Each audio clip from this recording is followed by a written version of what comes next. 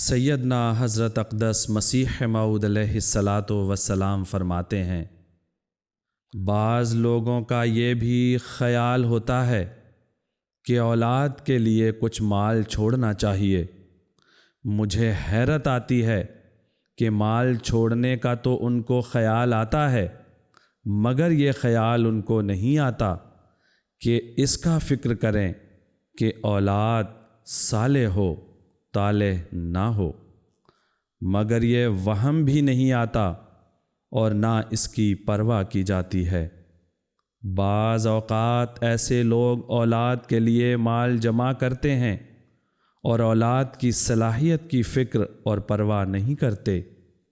وہ اپنی زندگی ہی میں اولاد کے ہاتھ سے نالاں ہوتے ہیں اور اس کی بدعتواریوں سے مشکلات میں پڑ جاتے ہیں، اور وہ مال جو انہوں نے خدا جانے کن کن ہیلوں اور طریقوں سے جمع کیا تھا، آخر بدکاری اور شراب خوری میں صرف ہوتا ہے، اور وہ اولاد ایسے ماں باپ کے لیے شرارت اور بدمعاشی کی وارث ہوتی ہے۔